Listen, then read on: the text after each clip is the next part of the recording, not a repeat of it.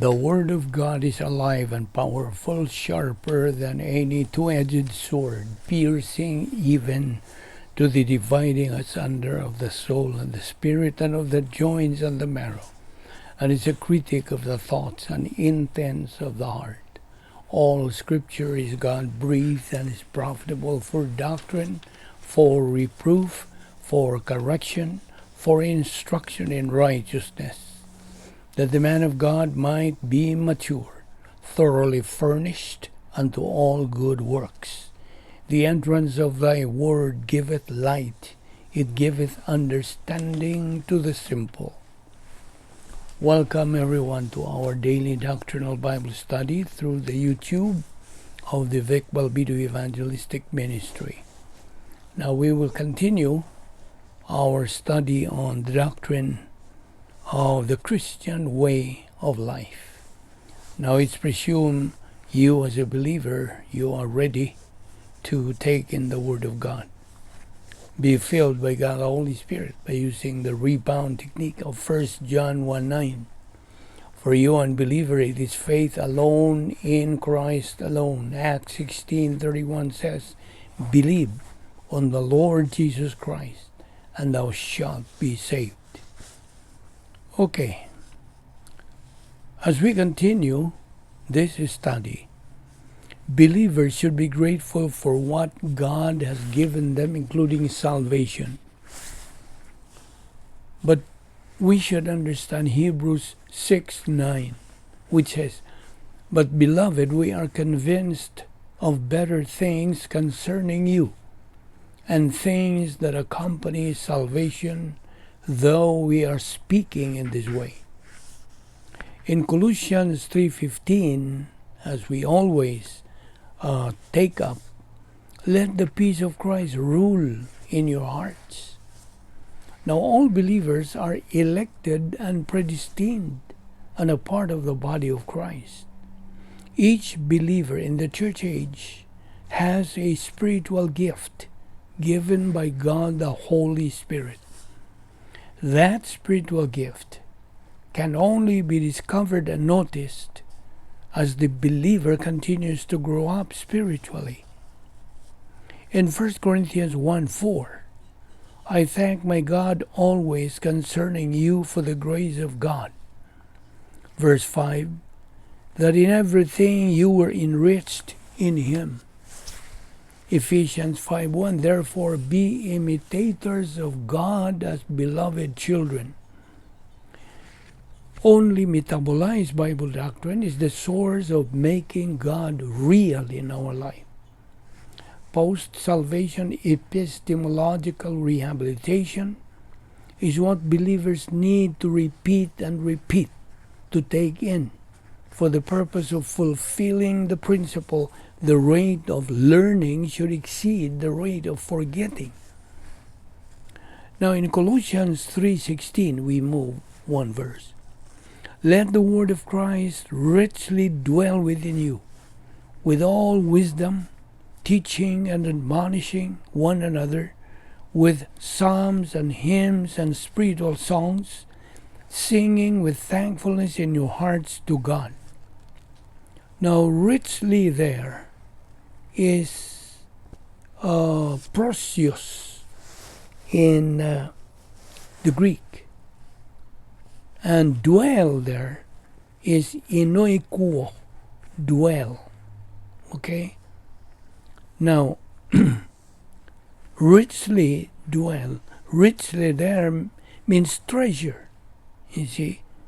Because in 2 Timothy 1:14 it says, guard through the Holy Spirit who dwells in us the treasure which has been entrusted to you. Okay? Continue again. Colossians 3:16, let the work, or the word, Bible doctrine of Christ, richly dwell within you with all wisdom, teaching and admonishing one another with psalms and hymns and spiritual songs, singing with thankfulness in your hearts to God. Now, Bible doctrine refers to the Word. Okay? And with all wisdom, its connection is a prepositional phrase. Now, precious richly means valuable. Okay, in 1 John 2:16 it says, "For all that is in the world, the lust of the flesh, and the lust of the eyes, and the boastful pride of life, is not from the Father, but is from the world." Verse 17, "The world is passing away." Now, polithiuma, we are in this world, but we are now citizens of heaven. Okay, back to Colossians 3:15, "Let the peace of Christ rule in your hearts." Verse 16, "Let the word of Christ dwell in you richly in all wisdom." And the word there is very, very valuable to us. Ephesians 1:3, spiritual assets in the heavenly places that we have been blessed as believers. Hebrews 11, once again, faith is the substance of things hoped for, the evidence of things not seen. Back to Colossians 3, verse 16, "Let the word of Christ dwell in you richly, in all wisdom, teaching," didasko in Greek, "and admonishing," that is notheteo, admonishing, to admonish someone who did something wrong, admonishing one another with problems and hymns.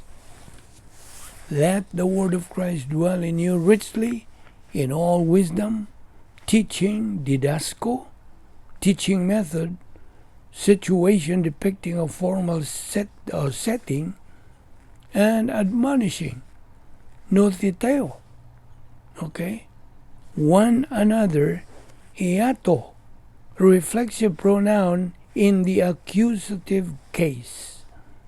And then didaskalos, that's teacher, and didaskalia, subject matter taught. Now we believers are taught and admonished by God's word to move forward in our spiritual growth until we reach the high ground. That's the spiritual adulthood stage. Now, as we continue in our spiritual momentum, let's be reminded that every time we study God's Word, it's not important just to learn God's Word, memorize verses and chapters of it, but that the Word of God dwell in us richly.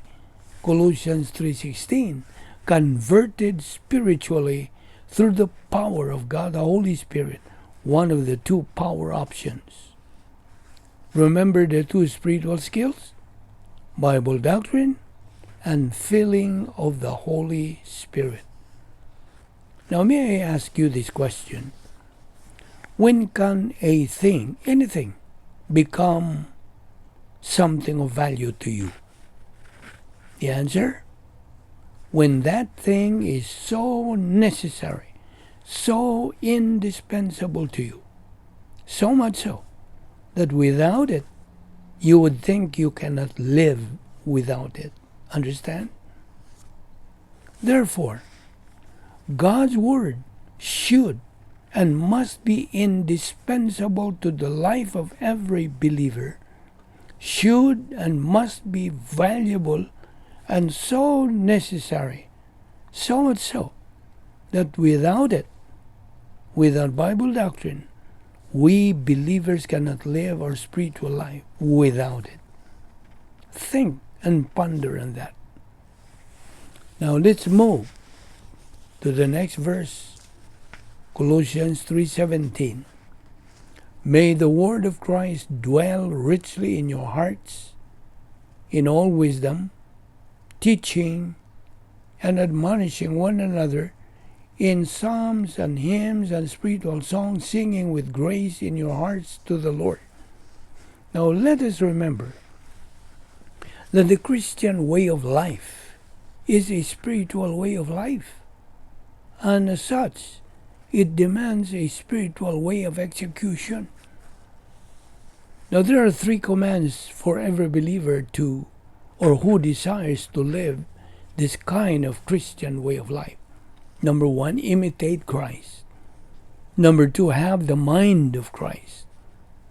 And number 3, in everything we do, in word or deed, do it as unto the Lord, in the name of the Lord Jesus. As Christians, we are now supposed to make 1 John 1:9 and Psalms 32:5 second nature to us.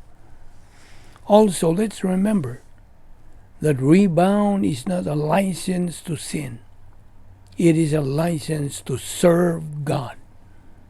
May I repeat that? Rebound is not a license to sin. It is a license to serve God. Now let's go to 2 Corinthians 5:10. For we must all appear before the judgment seat of Christ, that every one may receive the things done in his body according to that he hath done, whether it be good or bad. In Romans 14:12, so then, every one of us shall give account of himself to God. John 17:25, O righteous Father, the world hath not known thee, but I have known thee. Philippians 2:9, wherefore God also hath highly exalted him, and given him a name which is above every name. Now, verse 10, that at the name of Jesus every knee should bow, of things in heaven, and things in earth, and things under the earth. Verse 11, and that every tongue should confess that Jesus Christ is Lord, to the glory of God the Father. Now, God's plan is grace, and grace is the plan of God. Remember what Colossians 3:17 says? Whatever you do, in word or in deed, do all in the name of the Lord Jesus, giving thanks to God the Father through him. In Isaiah, God's word says that those who wait on the Lord, etc., etc., shall renew their strength, meaning recharge. Wait. What does this wait mean? And we are going to take this up tomorrow.